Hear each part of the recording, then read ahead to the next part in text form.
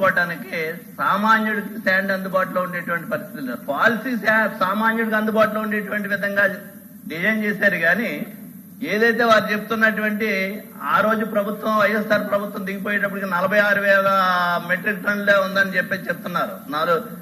అది 4 లక్షల చిల్లర మెట్రిక్ టన్నులు ఉందన్నారు. కానీ 8 లక్షల మెట్రిక్ టన్నులు ఆ రోజుకి ఉన్నటువంటి లెక్కల ప్రకారం ఉంటే అధికారులు వచ్చేటప్పటికి అధికారులు లెక్కలు తీసుకుని అప్పుడు కలెక్టర్లో వీళ్ళ ప్రభుత్వం కూడి ఇవన్నీ జరిగేటప్పటికి శుభ్రంగా ఎత్తేసాడు అధ్యక్ష.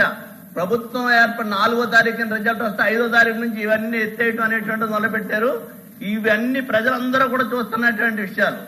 ఇది ఈ రోజు దీన్ని దోపిడీ వ్యవస్థ కింద చూసిన వాళ్ళు ఇష్టానుసారంగా వాడుకునేటువంటి పరిస్థితి. ఉదయం 6 గంటల నుంచి సాయంత్రం 6 గంటల వరకు లారీలు తిరగాలనేటువంటి చెప్తే 24 గంటలు లారీలు తిరిగే పరిస్థితి ఉన్నది.